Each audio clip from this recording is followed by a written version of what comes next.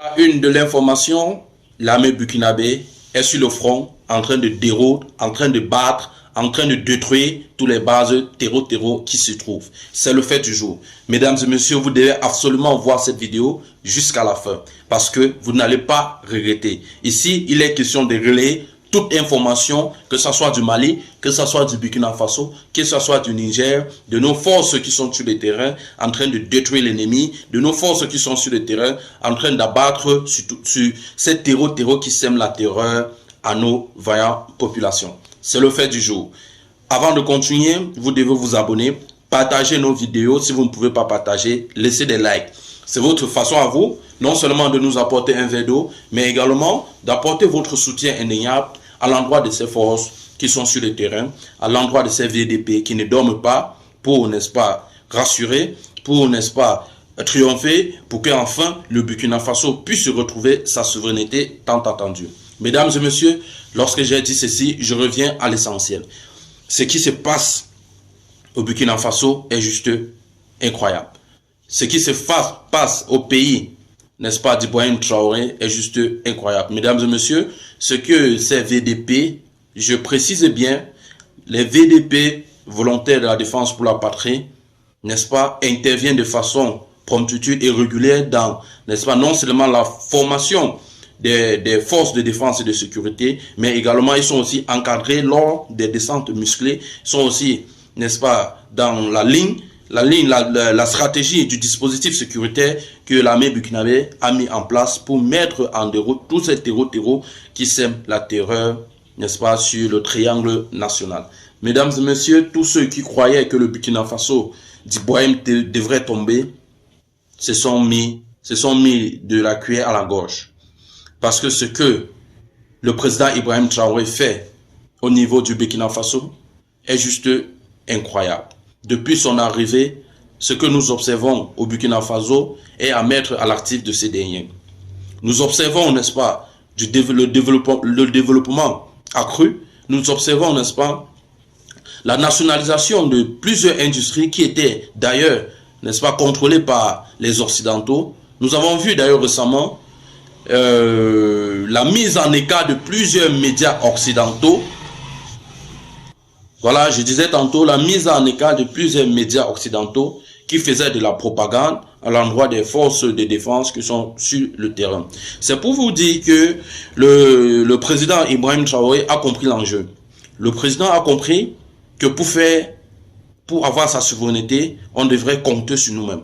Nous ne devons pas compter aux autres, sur les autres, autant pour moi. Nous devons compter sur nous-mêmes. Nous devons nous dire, c'est à nous de se battre pour ce que nous voulons. Parce que la souveraineté, elle ne se donne pas. Elle s'arrache. Elle s'arrache, mes chers amis. Elle s'arrache. Nous avons d'ailleurs observé la présence du président, le nouveau président béninois, sur le terrain, n'est-ce pas, burkinabé, qui est venu, n'est-ce pas, pour une visite de travail avec son homologue Ibrahim Traoré. Nous espérons dans le futur que le Bénin puisse comprendre l'enjeu aussi, n'est-ce pas, de se battre pour sa souveraineté. Il faut dire que jusqu'à preuve du contraire, le Mali, le Burkina Faso et le Niger s'en sortent plutôt. Parce que, quoi qu'on dise, quoi qu'on observe, ces pays se battent régulièrement face à ces attaques barbares financées par la plupart, n'est-ce pas, par les Occidentaux, qui veulent, n'est-ce pas, que ces pays se divisent.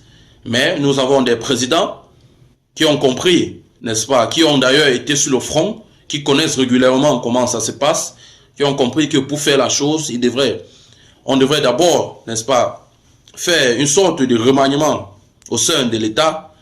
On devait revoir, n'est-ce pas, les charges qu'occupe, les charges que l'État, n'est-ce pas, finance pour essayer de voir dans quelle mesure mettre d'abord un terme au prêt, n'est-ce pas, des dettes que l'État contracte envers la Banque mondiale. Il fallait d'abord mettre un terme à cela pour pouvoir lever les fonds à partir, n'est-ce pas, de ce que, à partir du potentiel du pays, parce qu'il faut dire que ces pays regorgent, n'est-ce pas, d'énormes matières premières qui peuvent les permettre dans un premier temps de développer, n'est-ce pas, les centres hospitaliers, de développer les axes routiers, de construire, n'est-ce pas, les autoroutes et de nationaliser la majorité des industries qui qui sont d'ailleurs, n'est-ce pas, pilotés, qui ont été pilotés par les Occidentaux. C'est la raison pour laquelle vous devez faire confiance à ces chefs d'État.